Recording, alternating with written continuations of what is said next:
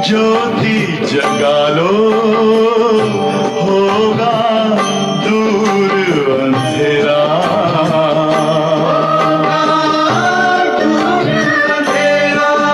ओम शांति, ओम शांति, ओम शांति।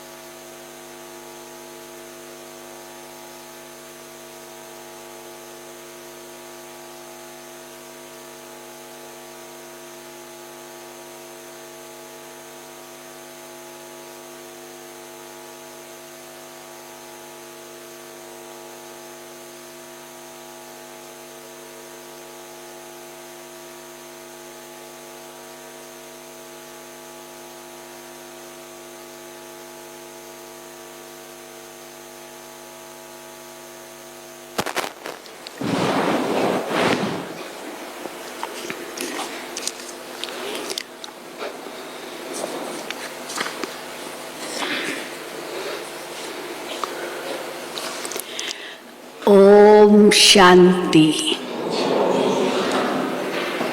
आज रविवार है और हम सभी अव्यक्त बाप दादा के महावाक्य सुनेंगे। और आज तीसरा रविवार भी है, तो शाम को 6:30 बजे यहाँ ओम शांति भवन में सभी के लिए विशेष योग होगा। 6:30 से 8 बजे तक सभी ओम शांति भवन में आएंगे। हम सभी क्या कहलाते हैं अपने आप को? बाबा ने हम बच्चों को बहुत सुंदर टाइटल दिया है। तुम बच्चे सर्वशक्तिवान बाप के बच्चे, मास्टर सर्वशक्तिवान हो। और ये नशा बाबा कहते हैं हर वक्त होना चाहिए, मैं मास्टर सर्वशक्तिवान हूँ। ये संकल्प आते ही अनेक शक्तियाँ हाजिर हो जाएगी और वो शक्तियाँ आपको कोई भी परिस्थिति को पार करने में सहयोग देगी। तो बाबा ने आज प्रश्न किया है कि मास्टर सर्वशक्तिवान ये तो नशा रखते हैं, लेकिन क्या ये सर्व शक्तियाँ समय पर हाजिर हो जाती है? क्योंकि ये शक्तियाँ हमारे शस्त्र हैं। केवल शक्ति की बात नहीं, ये शस्त्र भी हैं। शस्त्र भी एक शक्ति होते हैं ना। तो परिस्थिति का सामना करने की शक्ति, समाने की शक्ति, सहन शक्ति, ये अष्ट शक्तियाँ, ये तो बाबा कहने भी कहते हैं 8 शक्तियाँ, लेकिन है तो कई शक्तियाँ। तो ये शक्तियाँ हमारा ही यादगार है। तो क्या समय पर ये शक्तियाँ हाजिर हो जाती है? ये अपने आप से पूछना है। अगर इसमें बाबा ने 3 प्रकार के बच्चे बताए। एक वो है जो सदा अपने आप को सुसज्जित महसूस करते हैं सर्व शक्तियों के शस्त्रों से, और हर वक्त उन शस्त्रों का सही समय पर सही रूप में प्रयोग करते हैं, तो तो सफलता मिलती है, और कोई है जो कभी कभी प्रयोग करते हैं, कभी नहीं करते हैं, तो कभी सफलता कभी असफलता। और कोई है सब कुछ शक्तियाँ, शस्त्र है, लेकिन समय पर वो आते नहीं हैं, तो वो होते हुए भी जैसे नहीं हैं। तो अपने आप से पूछे कि क्या मैं इन सर्व शक्तियों को समय पर यूज कर सकता हूँ, करता हूँ। तो आज बाबा ने अपनी चेकिंग के लिए बहुत कुछ बातें कही है, तो सुनेंगे बाबा के महावाक्य। बहुत मुरली भी लंबी है, फिर उसके बाद ग्रुप मीटिंग भी बहुत लंबा है, तो सुनेंगे। आज 20/11/2022 है और ये अव्यक्त मुरली रिवाइज कर रहे हैं 20/12/92 की। तो 20/11/22 और आज है, और ये आज की मुरली है, आज की डेट, और असली डेट है 20/12/92। हेडिंग है आज्ञाकारी ही सर्व शक्तियों के अधिकारी। कौन बन सकता है सर्व शक्तियों का अधिकारी? जो आज्ञाकारी होगा, बाबा की हर श्रीमत का पालन करता होगा, वही सर्व शक्तियों का अधिकारी बन सकता है। आज सर्व शक्तियों के दाता बाप दादा अपने शक्ति सेना को देख रहे हैं। सर्वशक्तिवान बाप ने सभी ब्राह्मण आत्माओं को समान सर्व शक्तियों का वर्षा दिया है। ज्ञान गुण शक्तियाँ ये हमारा वर्षा है बाबा से, और ये बाबा ने सबको दिया है समान रूप में। किसको कम शक्ति व किसको ज्यादा, ये अंतर नहीं किया है। सभी को एक द्वारा, एक साथ, एक समान शक्तियाँ दी है।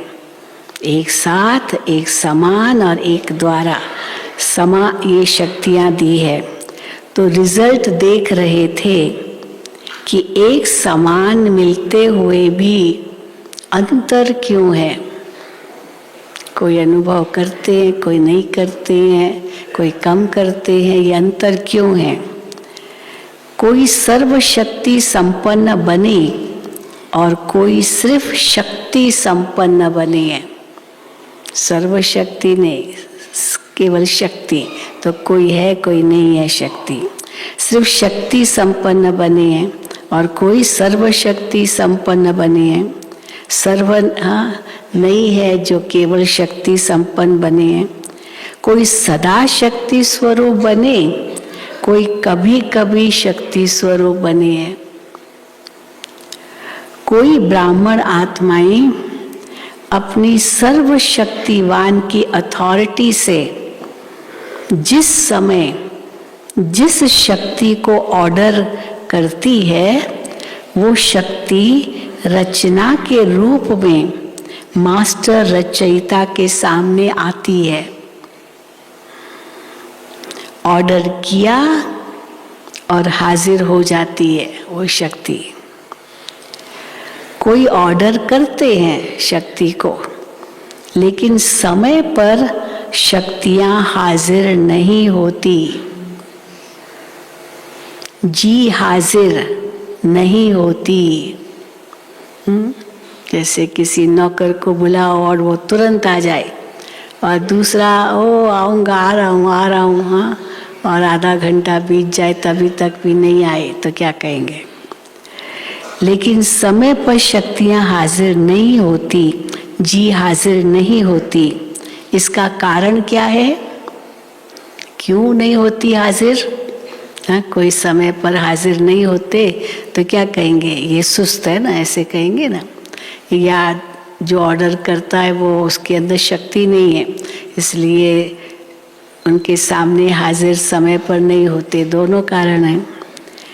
तो बाबा कहते हैं कारण है जो बच्चे सर्वशक्तिवान बाप जिसको हुजूर भी कहते हैं, हाजिर नाजिर भी कहते हैं, तो जो बच्चे हुजूर अर्थात बाप के हर कदम की श्रीमत पर हर समय जी हाजिर व हर आज्ञा में जी हाजिर प्रैक्टिकल में करते हैं, तो जी हाजिर करने वाले के आगे हर शक्ति भी जी हाजिर व जी मास्टर हुजूर करती है।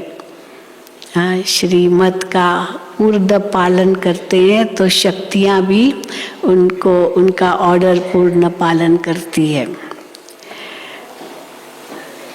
अगर कोई आत्माएं श्रीमत व आज्ञा जो सहज पालन कर सकते हैं वो करते हैं, और जो मुश्किल लगती है वो नहीं कर सकते।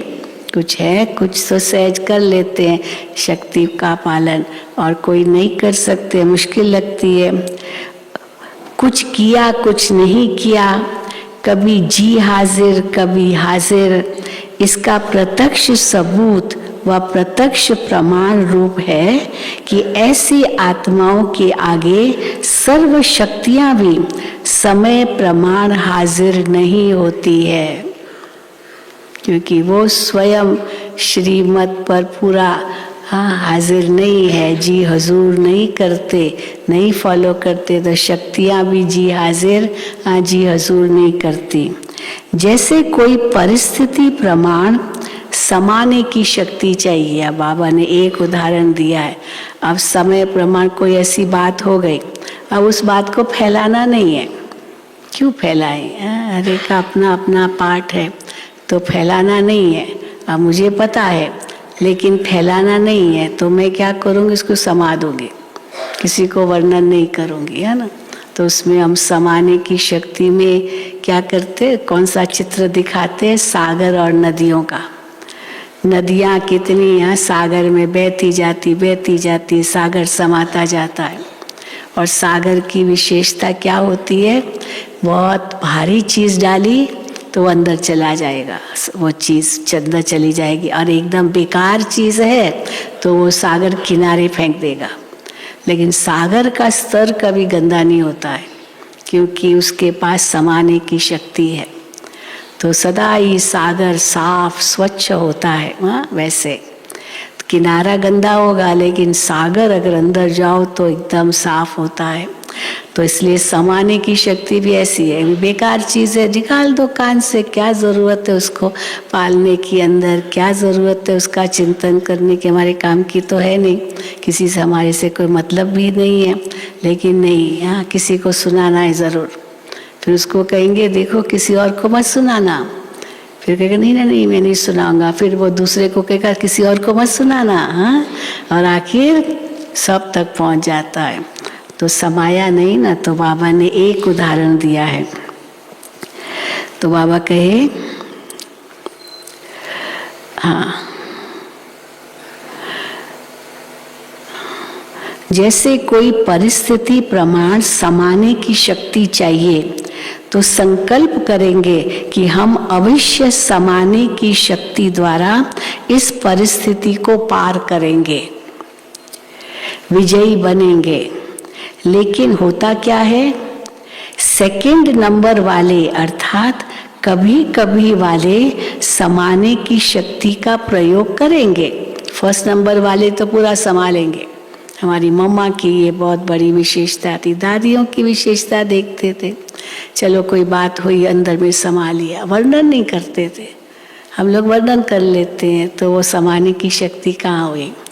तो बाबा कहे तो सेकंड नंबर वाले अर्थात कभी कभी वाले समाने की शक्ति प्रयोग करेंगे, 10 बार समाएंगे, लेकिन समाते हुए भी एक दो बार समाने चाहते भी समा नहीं सकेंगे। हाँ, पेट में अंदर जैसे उबलता रहता है, किसी को सुनाना है तो समा नहीं सकेंगे। फिर क्या सोचते हैं, मैंने किसको नहीं सुनाया, मैंने सुनाया लेकिन ये साथ वाले थे ना, हमारे सहयोगी थे, समीप थे, इसको सब इशारा दिया। हाँ, हमने और किसी को नहीं कहा, आपका बस साथी था, सहयोगी था, तो इसीलिए इनको इशारा दिया। सुनाया ने इशारा दिया। कोई शब्द बोलना नहीं चाहते थे, सिर्फ एक आध शब्द निकल गया।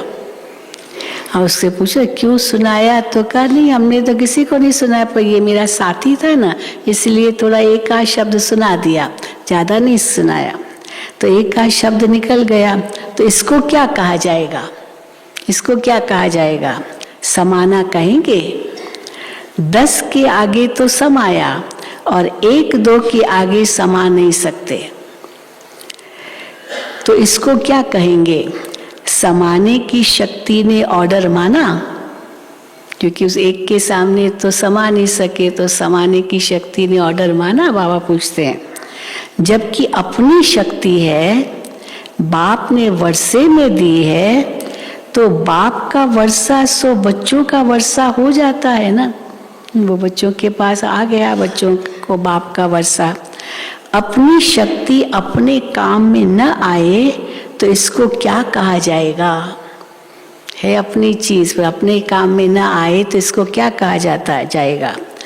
ऑर्डर मानने वाले या ऑर्डर न मानने वाला कहा जाएगा। ऑर्डर मानने वाला या ऑर्डर न मानने वाला कहा जाएगा। आज बाप दादा सर्व ब्राह्मण आत्माओं को देख रहे थे कि कहाँ तक सर्व शक्तियों के अधिकारी बने हैं। अगर अधिकारी नहीं बने तो उस समय क्या कहेंगे, अधिकारी नहीं है शक्तियों के, का कोई शक्ति नहीं मदद कर रही है, उस समय नहीं सामने आई, नहीं उसको यूज कर सके, तो अधिकारी नहीं बने शक्ति के, माना तो उस समय परिस्थिति के अधीन बनना पड़े, उस परिस्थिति के अधीन हो गए ना।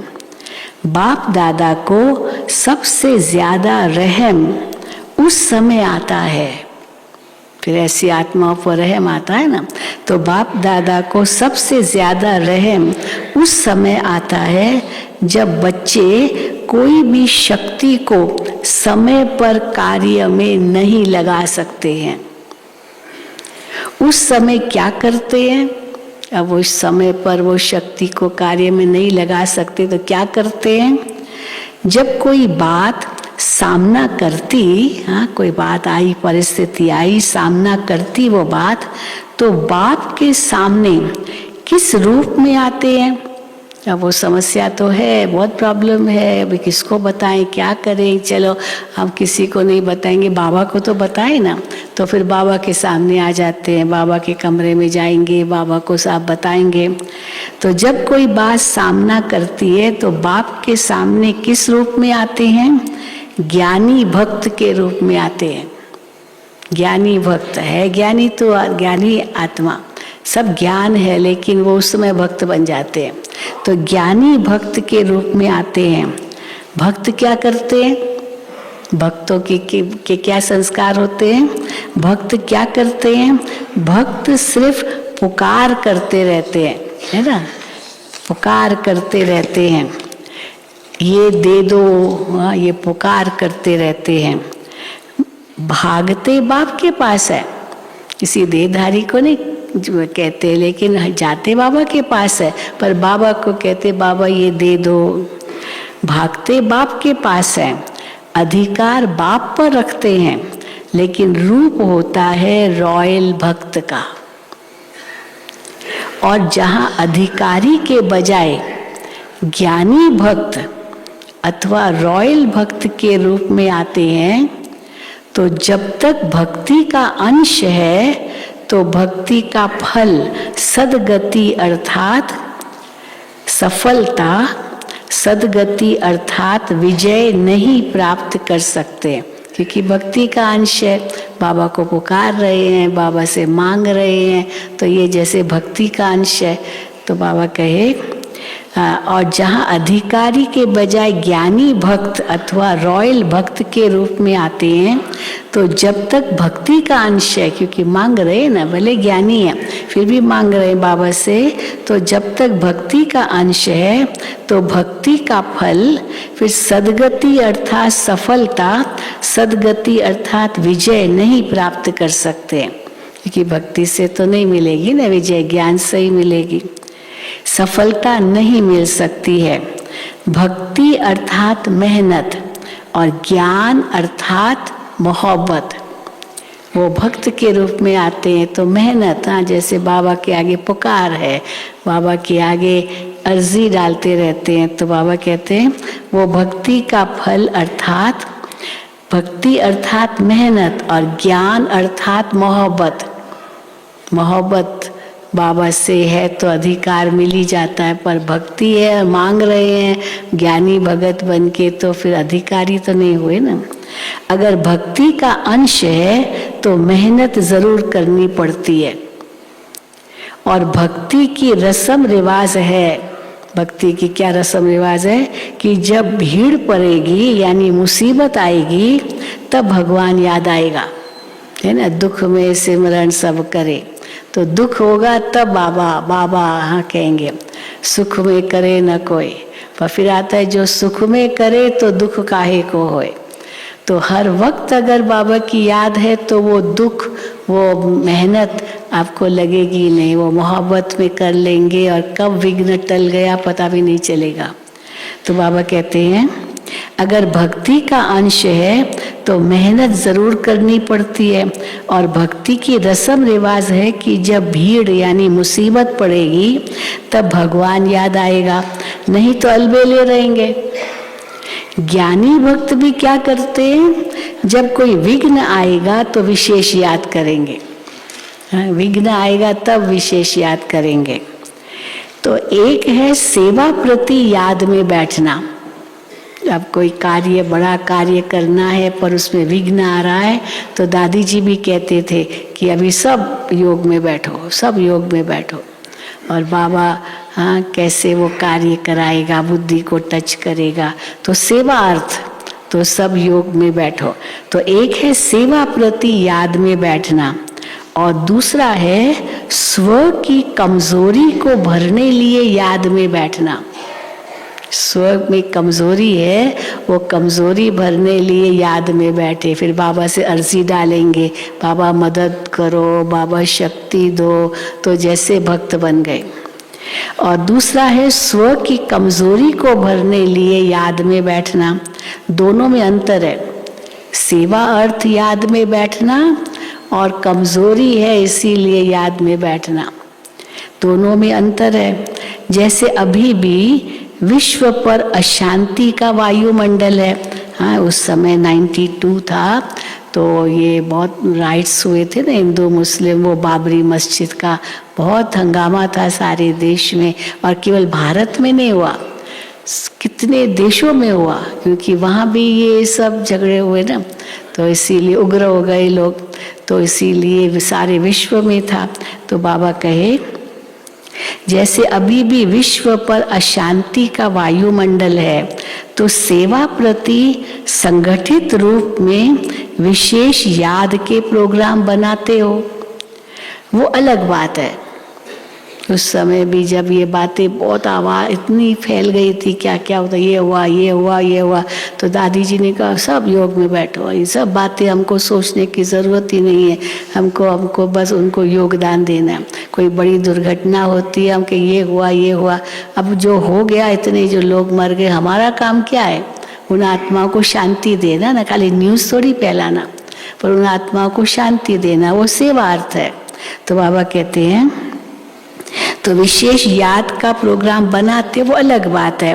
ये तो दाता बन देने के लिए करते हो कि वो जो आत्माएं हैं, इतने उन्होंने शरीर छोड़ा होगा तो उनको जैसे शांति का दान मिले, इसलिए दाता बन करके उनको शांति का दान देते हो। वो मांगने के लिए नहीं करते हो, मुझे शांति मिले। नहीं, आप तो शांति में हो, लेकिन वो आत्मा अशांत है, इसीलिए आप दाता बन के उनको शांति देने के लिए योग भट्टी करते हो, औरों को देने के लिए करते हो, तो वो हुआ सेवा प्रति। लेकिन अपनी कमजोरी भरने के प्रति समय पर विशेष याद करते हो, और वैसे अलबेलेपन की याद होती है, याद होती है, भूलते नहीं हो। ऐसे नहीं बाबा को भूल जाते हो, अलबेले हो तो बाबा भूल गया, ऐसे नहीं है। याद होती है, भूलते नहीं हो, लेकिन अलबेलेपन की याद आती है। हम तो है ही बाबा के, फिर क्या कहते, हम तो है ही बाबा के, और है ही कौन, हमारा एक ही बाबा है बस। लेकिन यथार्थ शक्तिशाली याद का प्रत्यक्ष प्रमाण, समय प्रमाण, शक्ति हाजिर हो जाए। हमारी याद शक्तिशाली है, इसका सबूत क्या है, क्या प्रमाण है कि जिस समय जिस शक्ति की आवश्यकता हो उस समय वो शक्ति हाजिर हो जाए, तब कहेंगे कि हाँ मेरा योग शक्तिशाली है। तो बाबा कहे, लेकिन यथार्थ शक्तिशाली याद का प्रत्यक्ष प्रमाण, समय प्रमाण, शक्ति हाजिर हो जाए। कितना भी कोई कहे मैं तो याद में रहती ही हूँ व रहता ही हूँ, लेकिन याद का स्वरूप है सफलता। ऐसे नहीं, जिस समय याद में बैठते उस समय खुशी भी अनुभव होती, शक्ति भी अनुभव होती, और जब कर्म में संबंध संपर्क में आते उस समय सदा सफलता नहीं होती। हाँ, बाबा की याद में बैठे हैं तो चलो उस समय खुशी होती है, शक्ति का अनुभव होता है, पर जब कर्म में आए तब संबंध संपर्क में आते उस समय सदा सफलता नहीं होती। कुछ बोल दिया, कुछ कर दिया, कुछ न कुछ गलत हो गया, तो उसको कर्म योगी नहीं कहा जाएगा। कर्म योगी माना हर कर्म में भी योग हो, तो उसको कर्म योगी नहीं कहा जाएगा। शक्तियां शस्त्र है, ये शक्तियां क्या, हमारे शस्त्र है। और शस्त्र किस समय के लिए होते हैं, शस्त्र किस समय के लिए होते हैं, शस्त्र सदा समय पर काम में लाया जाता है। यथार्थ याद अर्थात सर्वशक्ति संपन्न, सदा शक्तिशाली शस्त्र हो। परिस्थिति रूपी दुश्मन आया, हाँ वो परिस्थिति दुश्मन के रूप में है, तो वो परिस्थिति रूपी दुश्मन आया और शस्त्र काम में नहीं आए, तो इसको क्या कहा जाएगा, शक्तिशाली या शस्त्रधारी कहेंगे। शक्तिशाली या शस्त्रधारी कहेंगे कि शस्त्र मेरे पास है पर काम में नहीं आया, शक्तियां है पर शक्तियां काम में समय पर नहीं आई। हर कर्म में याद अर्थात सफलता हो, राइट टचिंग आए, ये सब तो उसको सफलता कहेंगे। हर कर्म में याद अर्थात सफलता हो, इसको कहा जाता है कर्म योगी। सिर्फ बैठने के टाइम के योगी नहीं हो, हाँ बैठे हैं बाबा की याद में तब योगी हो और बाकी समय नहीं, तो बाबा कहते बैठने के इस टाइम के योगी नहीं हो। आपके योग का नाम बैठा बैठा योगी नहीं है हाँ, बड़ा ये हंसने वाला शब्द है, बैठा बैठा योगी, बस बैठा ही रहता है, जब देखो काम वाम कुछ नहीं करता, पर देखो तो मैं तो योग में बैठा हूँ, तो योग में बैठा हूँ, तो बैठा बैठा योगी, वो कर्म योगी नहीं कहेंगे। तो आपके योग का नाम बैठा बैठा योगी है या कर्म योगी नाम है? कर्म योगी हो ना, निरंतर कर्म है और निरंतर कर्म योगी हो। जैसे कर्म के बिना एक सेकंड भी रह नहीं सकते, वैसे भी देखा जाए, चलो बैठे भी हैं, सोए भी हैं, हाँ लेटे हुए हैं, तो भी वो भी तो कर्म है ना, कोई भी क्रिया एक कर्म है, कोई भी क्रिया। तो इसीलिए जैसे कर्म के बिना एक सेकंड भी रह नहीं सकते, चाहे सोए हुए हो तो वो भी सोने का कर्म तो कर रहे हो ना, तो जैसे कर्म के बिना रह नहीं सकते, वैसे हर कर्म योग के बिना कर नहीं सकते, तब कहेंगे कर्म योगी। हाँ, हर कर्म योग के बिना कर नहीं सकते, इसको कहा जाता है कर्म योगी। ऐसे नहीं समझो कि बात ही ऐसी थी ना, सरकमस्टांस ही ऐसा था, परिस्थिति ऐसी थी, समस्या ऐसी थी, वायुमंडल ऐसा था, यही तो दुश्मन है। और उस समय को दुश्मन आ गया।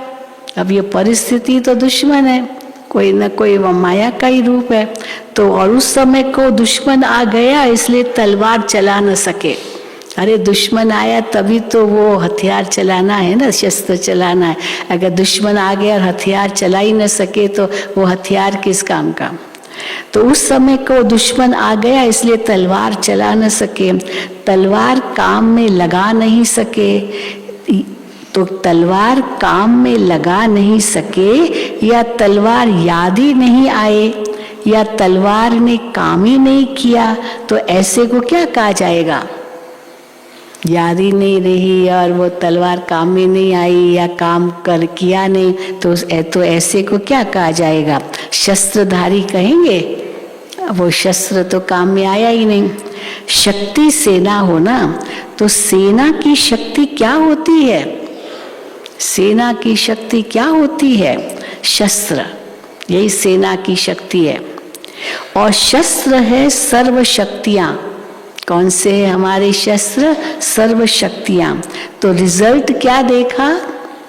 मेजॉरिटी सदा समय पर सर्व शक्तियों को ऑर्डर पर चला सके, इसमें कमी दिखाई दी। नहीं चला सके सभी जो समय पर शस्त्र। समझते भी हैं, लेकिन सफलता स्वरूप में समय प्रमाण या शक्तिहीन, समझते भी हैं लेकिन सफलता स्वरूप में समय प्रमाण या तो शक्तिहीन बन जाते हैं, या फिर थोड़ा सा असफलता का अनुभव कर फौरन सफलता की ओर चल पड़ते। थोड़ा बीच में सफलता मिली, फिर सफलता होती है। 3 प्रकार के देखे, अब बाबा ने 3 प्रकार के बच्चे देखे। एक प्रकार कौन सा? उसी समय दिमाग द्वारा समझते हैं कि ये ठीक नहीं है, नहीं करना चाहिए, लेकिन उस समझ को शक्ति स्वरूप में बदल ही नहीं सकते। पता है ये ठीक नहीं कर रहा हूं, लेकिन उस समय वो शक्ति काम करे और फिर उसको बदल सके, वो नहीं कर सकते हैं। तो एक है उसी समय दिमाग द्वारा समझते हैं कि ये ठीक नहीं है, नहीं करना चाहिए, लेकिन उस समझ को शक्ति स्वरूप में बदल नहीं सकते। ये पहले नंबर के। दूसरे हैं जो समझते भी हैं, लेकिन समझते हुए भी समय व समस्या पूरी होने के बाद सोचते हैं ये गलत किया मैंने। वो थोड़े समय में सोचते हैं, वो पूरा होने के बाद सोचते हैं। हाँ, ये दूसरे नंबर के। थोड़ा हो गया, चलो फिर याद आया, चलो फिर किया, थोड़ी सफलता मिली, याद हो गया और फिर बाद में सोचते ये हमने ठीक नहीं किया। और तीसरे हैं महसूस ही नहीं करते कि ये रॉन्ग है, महसूस ही नहीं करते, सदा अपने रॉन्ग को राइट ही सिद्ध करते हैं। अर्थात सत्यता की महसूसता शक्ति नहीं है। तो अपने को चेक करो कि मैं कौन हूं, कौन हूं मैं। हाँ, ये 3 रूप है, तीनों में से चेक करो मैं कौन हूं। बाप दादा ने देखा कि वर्तमान समय के प्रमाण सदा और सहज सफलता किन बच्चों ने प्राप्त की है, उसमें भी अंतर है। एक है सहज सफलता प्राप्त करने वाले।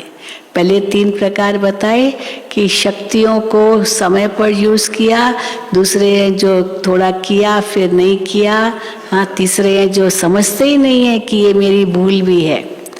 तो बाप दादा ने देखा तो वर्तमान समय के प्रमाण सदा और सहज सफलता किन बच्चों को प्राप्त है, तो सफलता में भी 3 प्रकार के बच्चे, उसमें भी अंतर है।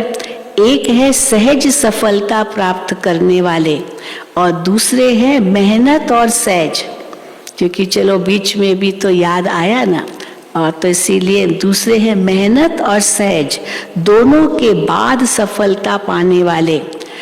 तो जो सहज और सदा सफलता प्राप्त करते हैं उनका मूल आधार क्या देखा? जो सदा और सहज सफलता प्राप्त करते हैं उनका मूल क्या देखा? आधार। जो आत्माएं सदा स्वयं को निर्माण चित्त, नम्र चित्त, निर्माण चित्त की विशेषता से चलाते रहते हैं। अभी अहंकार दिखा दिया, अभिमान दिखा दिया, गुस्सा कर दिया तो वो सफलता थोड़ी मिलेगी। तो जो आत्माएं सदा स्वयं को निर्माण चित्त की विशेषता से चलाते रहते हैं वही सहज सफलता को प्राप्त होते आए हैं। निर्माण शब्द एक है, लेकिन निर्माण स्थिति का विस्तार और निर्माण स्थिति के समय प्रकार वो बहुत है। बनते हैं निर्माण, हम्बल बनते हैं, नम्र बनते हैं, लेकिन उसमें भी 3 प्रकार। उस पर फिर कोई समय सुनाएंगे। लेकिन ये याद रखना कि निर्माण बनना ही स्वमान है। जो स्वमानधारी होगा वो निर्माण होगा, उसको गुस्सा नहीं आएगा। अब हर बात में गुस्सा करना कोई ज़रूरी थोड़ी है, पर अभिमान होगा तो गुस्सा आएगा। पर आत्मा को अपना स्वमान याद है तो थोड़ी कोई गलत काम करेगा। तो बाबा कहे लेकिन ये याद रखना कि निर्माण बनना ही स्वमान है और सर्व द्वारा मान प्राप्त करने का सहज साधन है। निर्माण बनना झुकना नहीं है, ऐसे नहीं कि हम झुक गए उस समय, लेकिन सर्व को अपनी विशेषता और प्यार में झुकाना है। वो दूसरा भी कहेगा देखो ये कितना मान है, मुझे डांटा नहीं, कितना प्यार से समझाया, तो उसके प्रति रिस्पेक्ट होगा ना। अभी गुस्सा कर लिया तो वो दूसरा तो रिस्पेक्ट क्यों करेगा कि गुस्सा ही करता रहता है, होता है ना। तो बाबा कहे कि निर्माण बनना झुकना नहीं है, लेकिन सर्व को अपनी विशेषता और प्यार में झुकाना है। और अगर वो निर्माण बना और दूसरे ने समझ लिया कि ये गलती है मेरी, वो अपने आप बदल जाएगा, अपने आप। ऐसे नहीं कि वो भाई हम झुक गए उनके आगे, नहीं, वो अपने आप बदल जाएगा। तो बाबा कहते हैं समझा, सभी ने रिजल्ट सुनी, समय आपका इंतजार कर रहा है। उस दिन भी बाबा ने समय पर कितना ध्यान खिंचवाया। समय आपका इंतजार कर रहा है और आप क्या कर रहे हो? आप समय का इंतजार कर रहे हो? बाबा पूछ रहे हैं, समय आपका इंतजार कर रहा है, आप समय का इंतजार कर रहे हो। मालिक के बालक हो ना, तो समय आपका इंतजार कर रहा है कि ये मेरे कि यहाँ क्या कर रहा है? समय इंतजार क्या कह रहा है कि ये मेरे मालिक मुझ समय को परिवर्तन करेंगे। समय कह रहा है कि ये मेरे मालिक है ना, मालिक के हम बच्चे तो मास्टर हो गए, तो समय तो रचना है, तो वो रचना कह रही है कि ये मेरे मालिक मुझ समय को परिवर्तन करेंगे। वो इंतजार कर रहा है समय, और आपको इंतजाम करना है। समय इंतजार कर रहा है कि ये मुझे परिवर्तन करेंगे मालिक, और बाबा कहते हैं और आपको इंतजाम करना है, इंतजार नहीं करना है। समय आएगा तो हम कर लेंगे, माना हम समय का इंतजार कर रहे हैं। इंतजार नहीं करना, इंतजाम करना है। सर्व को संदेश देने का और समय को संपन्न बनाने का इंतजाम करना है। जब दोनों कार्य संपन्न हो, सबको संदेश देना और समय को संपन्न बनाने का, हाँ बाबा कहते हैं दोनों कार्य संपन्न हो तब समय का इंतजार पूरा हो। तो ऐसा इंतजाम सब कर रहे हो? तो सबने कहा हाँ बाबा हाँ कर रहे। लेकिन फिर बाबा पूछा किस गति से? धीरे धीरे भी करना होता है और जल्दी जल्दी भी करना होता है ना, तो किस गति से? समय को देख आप भी कहते हो कि बहुत फास्ट समय बीत रहा है। कई बार कहते हैं अरे साल अभी देखो पूरा हो गया, नवंबर आ गया, अभी 1 ही महीना रह गया, कैसा साल जल्दी बीत गया, कहते हैं ना हम लोग। तो समय कितना जल्दी बीत गया। तो समय को देख आप भी कहते हो कि बहुत फास्ट समय रहा है। इतने वर्ष कैसे पूरे हो गए? 86 वर्ष, हाँ, कितने पूरे हो गए? आदि स्थापना हुई और देखो 86 साल पूरे हो गए। इतने वर्ष कैसे पूरे हो गए? सोचते हो ना, अव्यक्त बाप की पालना को कितने वर्ष हो गए? कितना फास्ट समय चला, हाँ, सब आश्चर्य खाते हैं। तो आपकी गति क्या है? समय की गति तो तेज है, पर आपकी गति क्या है? फास्ट है या फास्ट चलकर कभी कभी थक जाते हो फिर रेस्ट करते हो? कर रहे हैं, हाँ, ये तो ड्रामा के बंधन में बंधे हुए हो ही, तो कर तो रहे हैं क्योंकि ड्रामा के बंधन में हम सब, तो इसलिए कर्म तो करना ही है। कर रहे हैं, ये तो ड्रामा के बंधन में बंधे हुए ही हो, लेकिन गति क्या है इसको चेक करो। सेवा हो रही है, पुरुषार्थ हो रहा है, आगे बढ़ रहे हैं, ये तो ठीक है। तो अब गति को चेक करो, हाँ, स्पीड को चेक करो। सिर्फ चलने को चेक नहीं करो, हम चल रहे हैं, जा रहे हैं, आगे जा रहे हैं। गति को चेक करो, स्पीड को चेक करो। समझा? सभी अपना काम कर रहे हो ना? अच्छा, अब मुरली इतनी, लेकिन उसके बाद बहुत है।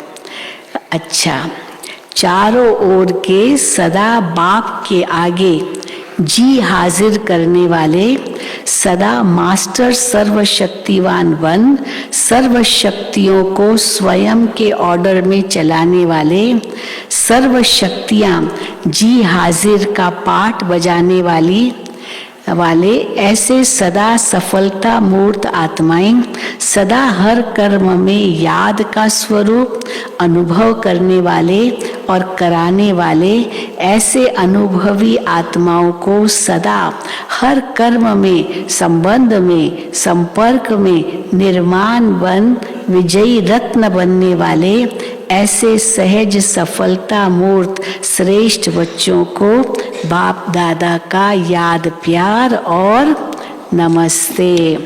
हम रूहानी बच्चों की रूहानी बाप दादा को याद प्यार और नमस्ते। अभी ये अव्यक्त बाप दादा की पर्सनल मुलाकातें हैं, सुनेंगे।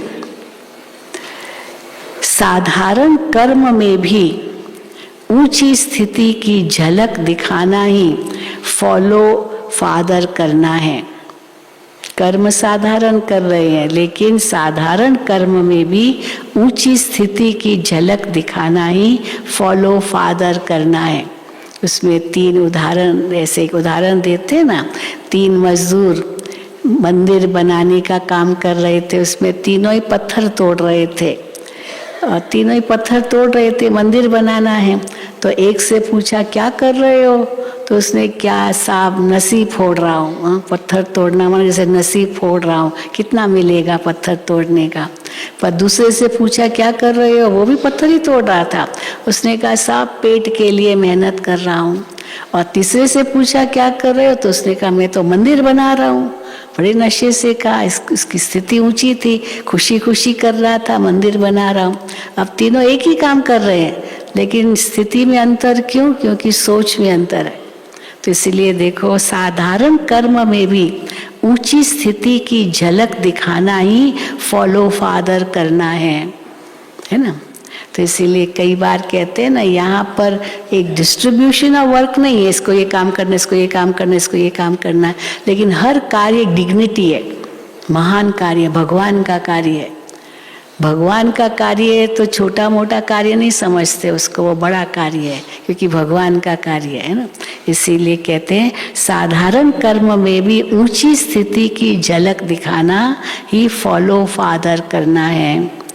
सदा संगम युगी पुरुषोत्तम आत्मा है, ऐसे अनुभव करते हो। संगम युग का नाम ही है पुरुषोत्तम, अर्थात पुरुषों से उत्तम पुरुष बनाने वाला युग। तो संगम युगी हो, आप सभी पुरुषोत्तम बने हो ना। आत्मा पुरुष है और शरीर प्रकृति है, तो पुरुषोत्तम अर्थात उत्तम आत्मा हूँ। सबसे नंबर 1 पुरुषोत्तम कौन है? सबसे नंबर 1 पुरुषोत्तम कौन है?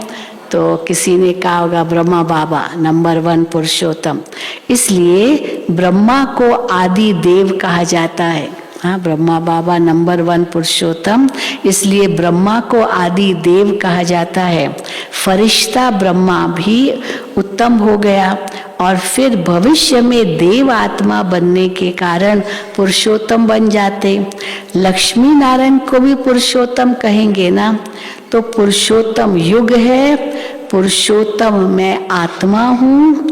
पुरुषोत्तम आत्माओं का कर्तव्य भी सर्वश्रेष्ठ है। उठा, खाया, पिया, काम किया, ये साधारण कर्म नहीं। साधारण कर्म करते भी श्रेष्ठ स्मृति, श्रेष्ठ स्थिति हो, है ये साधारण कर्म। उठा, खाया, पिया, ये किया, वो किया, लेकिन बाबा कहे साधारण कर्म करते भी श्रेष्ठ स्मृति, श्रेष्ठ स्थिति हो। जो देखते ही महसूस करे ये कोई साधारण व्यक्ति नहीं है।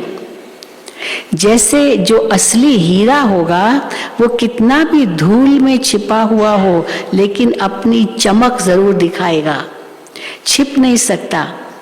तो आपका जीवन हीरे तुल्य है ना। कैसे भी वातावरण में हो, कैसे भी संगठन में हो, लेकिन जैसे हीरा अपनी चमक छिपा नहीं सकता, ऐसे पुरुषोत्तम आत्माओं की श्रेष्ठ झलक सबको अनुभव होनी चाहिए। तो ऐसे हैं, या दफ्तर में जाकर, काम में जाकर आप भी वैसे ही साधारण हो जाते हो, अभी गुप्त में हो। काम भी साधारण है, इसीलिए पांडवों को गुप्त रूप में दिखाया है। दिखाते ना, तो 1 साल अज्ञातवास, और अज्ञातवास में उन्होंने क्या किया, थे तो राजकुमार, लेकिन अज्ञातवास में वो विराट राजा के पास नौकर बन गए। कोई उनका खाना पका रहा है, कोई दासी बन रही है वो, और कोई उनका घोड़े संभाल रहा है, कोई क्या कर रहा है, वो नौकर बन करके उन्होंने अपना गुप्तवास 1 साल बिताया। तो बाबा कहते काम साधारण किया, पर थे तो राजकुमार ना, तो पता तो जैसे चली गया, ये कोई साधारण लोग नहीं है। तो बाबा कहते हैं, तो बाबा कहे अभी गुप्त में हो, काम भी साधारण है, इसीलिए पांडवों को गुप्त रूप में दिखाया है। गुप्त रूप में राजाई नहीं की, सेवा की। तो दूसरों के राज्य में गवर्नमेंट सर्वेंट कहलाते हो ना, नौकरी करते हैं, कहीं गवर्नमेंट जॉब करते हैं, तो जैसे गवर्नमेंट का है सारा, तो जैसे गवर्नमेंट सर्वेंट कहलाते हैं। तो बाबा कहे तो दूसरों के राज्य में गवर्नमेंट सर्वेंट कहलाते हो ना, चाहे कितना भी बड़ा ऑफिसर हो, लेकिन सर्वेंट तो है ही ना। बहुत बड़ा ऑफिसर है, लेकिन फिर भी गवर्नमेंट सर्वेंट है। तो गुप्त रूप में आप सब सेवाधारी हो, लेकिन सेवाधारी होते भी पुरुषोत्तम हो। हर कार्य आपका श्रेष्ठ है, क्योंकि श्रेष्ठ बाप के श्रेष्ठ बच्चे हो। तो वो झलक और फलक दिखाई दे, हर कर्म में रॉयल्टी दिखाई दे। जैसे ब्रह्मा बाप साधारण तन में होते भी पुरुषोत्तम अनुभव होता था ना। सभी ने सुना है ना, देखा है या सुना है। हाँ, देखा चलो नहीं होगा, पर सुना तो है ना। अभी भी अव्यक्त रूप में भी देखते हो। जब बाप दादा आते थे, हाँ, आते गुलजार दादी के तन में कितनी रॉयल्टी। अब दादी जी उनको खिलाते हैं, लेकिन कैसे खा रहे हैं बाबा, इतना प्यार से खा रहे हैं, और फिर कैसे सबको बांट रहे हैं, या कैसे सबको दिखा रहे हैं, मतलब इतना रिस्पेक्टफुल, इतना रॉयल। तो ये तो बाबा कर रहे हैं ना। तो इसलिए बाबा कहते हैं देखा तो है ना, अव्यक्त रूप भी देखा है या सुना है। अभी भी अव्यक्त रूप में भी देखते हो। साधारण में पुरुषोत्तम की झलक है, साधारण में पुरुषोत्तम की झलक है। तो फॉलो फादर है ना। ऐसे नहीं साधारण काम कर रहे हैं, माताएं खाना बना रही है, कपड़े धुलाई कर रही है, काम साधारण हो, लेकिन स्थिति साधारण नहीं, स्थिति महान हो। अब रोटी बना रही है तो क्या सोचो उस समय, मैं सृष्टि चक्र बना रही हूँ, ऐसे सोच सकते हैं। रोटी बना रही हूँ, देखो रोटी तो बनाती हूँ और क्या करती हूँ, लेकिन ये सृष्टि चक्र में चक्र घुमा रही हूँ, गोल गोल घुमा बनाते हैं ना रोटी, तो श्री चक्र घुमा रही हूँ, तो ऐसे भी संकल्प कर सकते हैं। तो काम साधारण हो लेकिन स्थिति साधारण नहीं, स्थिति महान हो, ऐसे है। या साधारण काम करते साधारण बन जाते हो, जैसे दूसरे वैसे हम ऐसे तो नहीं बनते हो ना, ऐसे तो नहीं है ना। चेहरे पर वो श्रेष्ठ जीवन का प्रभाव होना चाहिए। ये चेहरा ही दर्पण है ना, इसी से ही आपकी स्थिति को देख सकते हैं। आपके चेहरे से, चेहरा मन का दर्पण है, तो इसी से आपकी स्थिति को देख सकते हैं। महान है या साधारण है, ये इसी चेहरे के दर्पण से देख सकते हैं। स्वयं भी देख सकते हो और दूसरे भी देख सकते हैं, तो ऐसे अनुभव करते हो। सदैव स्मृति और स्थिति श्रेष्ठ हो। स्थिति श्रेष्ठ है तो झलक ऑटोमेटिकली श्रेष्ठ होगी, वो चेहरे से पता चलेगा। जो समान स्थिति वाले हैं वे सदा बाप के साथ रहते हैं। अभी बाप का साथ और हाथ सदा ही है उनको अनुभव। जो समान स्थिति वाले हैं वे सदा बाप के साथ रहते हैं। शरीर से चाहे किसी कोने में बैठे हो, किनारे बैठे हो, पीछे बैठे हो, लेकिन मन की स्थिति में साथ रहते हो ना। साथ वही रहेंगे, कौन रहेंगे मन की स्थिति में साथ? जो समान होंगे। स्थूल में चाहे सामने भी बैठे हो, लेकिन समान नहीं तो सदा साथ नहीं रहते। किनारे में रहते हैं तो समीप रहना अर्थात समान स्थिति बनाना। इसलिए सदा ब्रह्मा बाप समान पुरुषोत्तम स्थिति में स्थित रहो। कई बच्चों की चलन और चेहरा लौकिक रीति में भी बाप समान होता है।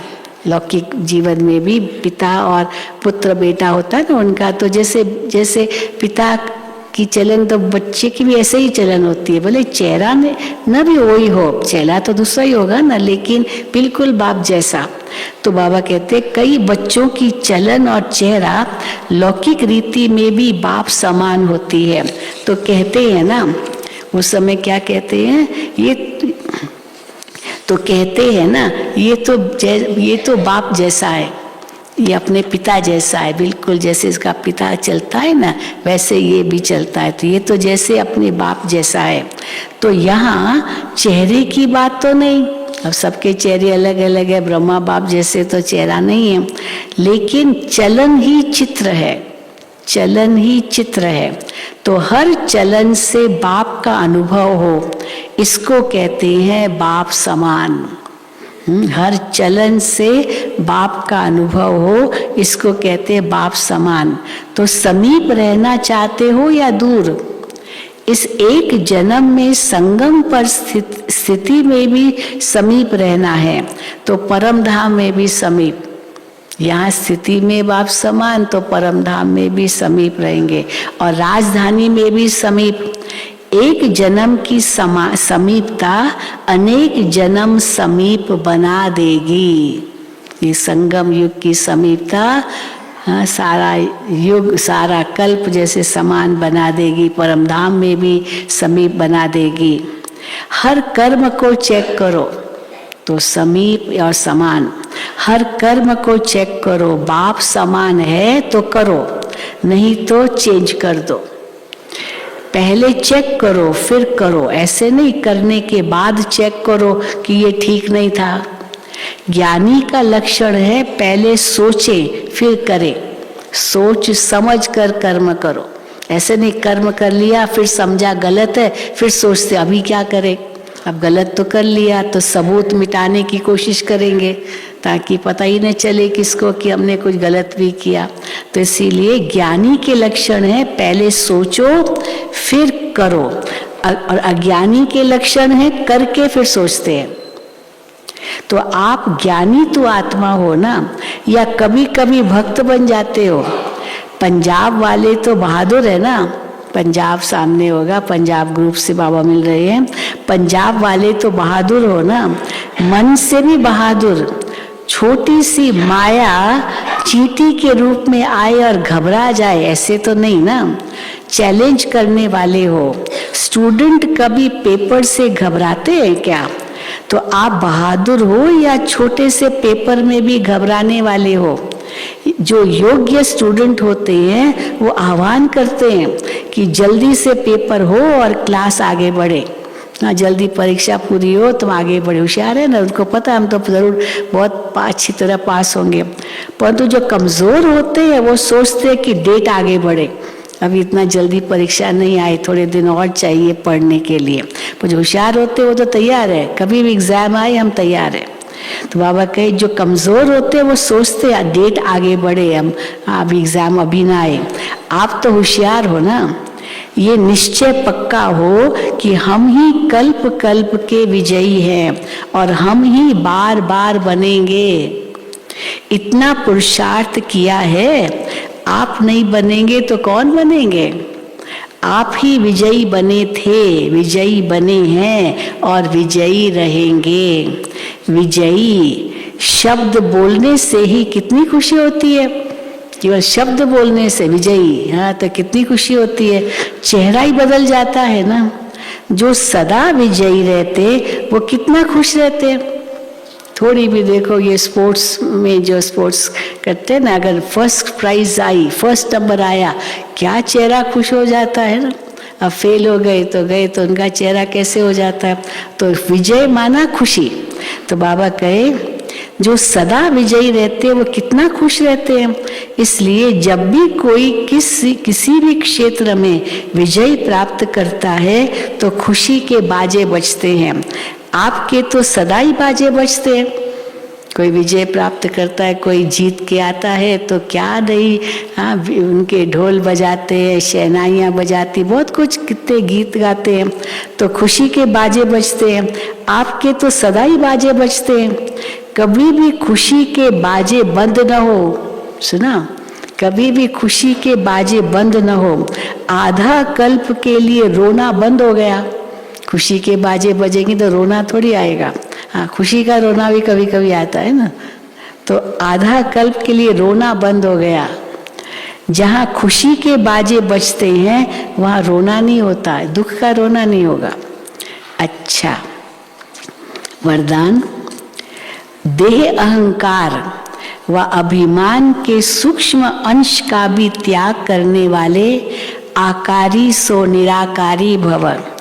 देह अहंकार व अभिमान के सूक्ष्म अंश का भी त्याग करने वाले आकारी सो निराकारी भव।